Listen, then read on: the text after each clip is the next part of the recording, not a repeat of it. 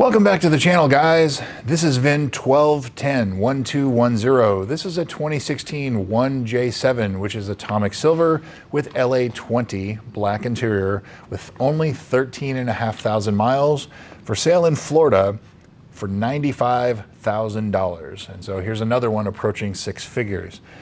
Production statistics. 328 out of the 2,348 cars for the US 49 were atomic silver. 151 had LA20 black interior. 6.43% of all of the US 49 production was this color combo, so like a 5 or 6 out of 10.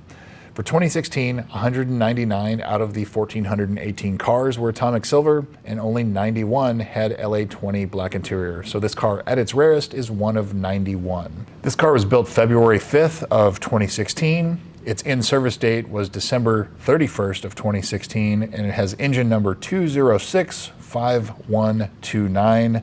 Has options 2Q, which is the all-weather floor mats, G4, which is the lighted front door sills, Mark Levinson, orange calipers, and comfort and convenience package option Z2, which is the trunk mat, the cargo net, the wheel locks, the key glove, and the applique on the rear bumper, so the clear film on top of the rear bumper.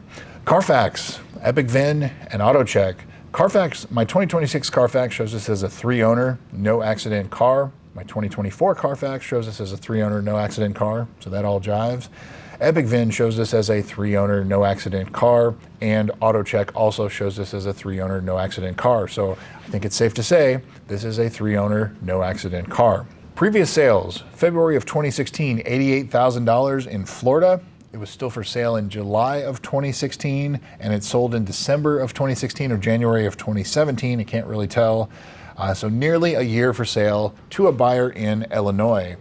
And then May of 2022, $60,000. It was in Indiana with 8,000 miles, and it sold in December of 2022. So like 6 months for sale to a buyer in Florida. And then in July of 2024, $68,000 again in Florida with 10,000 miles, and it sold right away to the current owner, who is the seller in Florida. So here it is now, July of 2026, 13,500 miles, and it does have some modifications. We'll get into that in a minute. 13,500 miles for $95,000 or best offer. So now to the photos. The seller discloses all kinds of stuff for this car. So it has paint protection film, has a RR Racing intake, 20-inch Advan wheels, Swift lowering springs, exhaust, all original parts. It has Novell Aero. I mean, very expensive parts, top tier, top quality stuff. And so that kind of, adds to the high price that you're seeing on this car. But he also states that all of the factory parts are included. So if you do want to return it to stock, as more as a collectible car than a modified car, then it's all there. The big thing to note on this car is it does have a pretty significant scratch on the driver's side rear bumper, and the owner states that the previous owner attempted to touch it up, albeit a little poorly, and so it's pretty noticeable. A note on atomic silver is that it is a very difficult color to paint match. So in order to properly do it, not only would you have to repaint the bumper, but you'd probably have to blend it into the quarter panel up into the roof. There's a lot there to fix that, and that's probably why he's left it alone, and I would probably do the same. And then another big selling point on this car is it has the Lexus Platinum transferable warranty that has another 4 years and about 57,000 miles remaining left on it. So that would cover absolutely everything. Any of the HVAC issues, the servos, the valley plate, anything along those lines, you're covered for another 4 years and almost 60,000 miles. So now to the price. Obviously, $95,000 sounds high. It does have very tasteful, very expensive mods on it, which are removable. You can return it back to stock and sell those if you wanted, or maybe you can negotiate something with the seller. If you wanted a stock car, you can have it returned to stock. But in reality, in this market, with 13,000 miles, I would probably say somewhere in the upper 70s, and then you factor in some of the modifications, which puts it probably somewhere in the 80s with the modifications. That's kind of where I see it in this market. 95, a little high, but again, that's probably the I don't want to sell it price. However, you can negotiate. It is negotiable. He says it's a 95,000 or best offer. At the end of the day, the market is extremely hot for these cars, and is it 95,000 hot? I don't think so, my personal opinion, but I think that there will be a buyer for this car somewhere in the upper 70s, lower 80s at this market at this time here in July of 2026. So now to the service history. This car is very well dealer serviced, along with a few independent shops being serviced as well. So the first entry of note is January of 2017 at 44 miles before it was even sold. It looks like someone jumped the car backwards, jumped the battery backwards, and they fried some electronics. So they replaced the battery, the fuse block, the fusible link, and the fuses, along with the passenger side headlight ECU.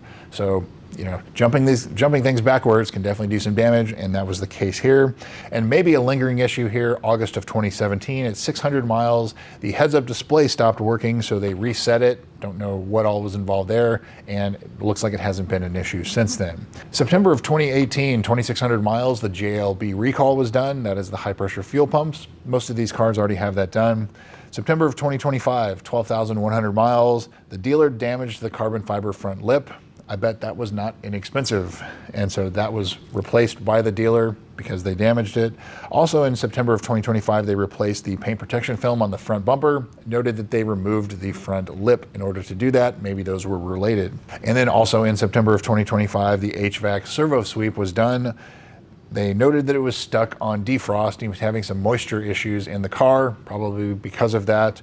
But they did the HVAC servo sweep, re-greased everything, all the servo rods, and it appears that it has resolved the issue, at least for the time being. There are a couple independent shop services on the Carfax, but it doesn't say what was done in 2024. It just says vehicle serviced, so I don't have any further details. However, it is under this current owner's ownership, so he should be able to provide what was done there.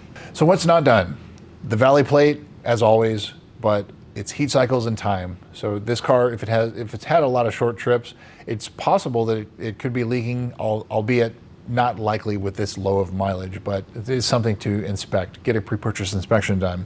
I don't see where the low pressure fuel pump has been reprogrammed, so that's the humming or buzzing you hear in the back seat. Shut everything off except the engine, roll the windows up, and listen in the back seat. If you hear a humming or buzzing, there is a reprogram for that. However, it is no longer free.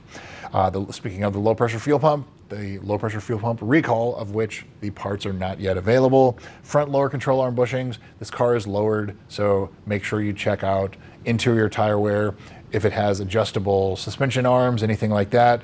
But you know, something to keep in mind and look at. Just on age, if they haven't been done, fluids, transmission service, coolant, TVD, brake fluid, things like that. I would just do those out of age. And then of course, look at the rubber parts, the drive belt, the hoses, things like that. But really, I'd say overall, it's probably not going to need a whole lot. So that brings me to would I buy this car? I think if I could get it cheaper, then, you know, as I said, like in the upper 70s, lower 80s, that's probably where I would be for this car. $95,000 sounds to me kind of like the I don't want to sell it price, or my wife wants me to sell it kind of price. But again, the market is creeping up on these cars, and there are very few of them out there with this low of mileage. So it's definitely worth picking up if you can get it at the right price. I don't see any issues service-wise, and it's definitely tastefully modded otherwise. So that's what I've got for you guys, VIN 1210. Thanks again for watching. We'll see you soon.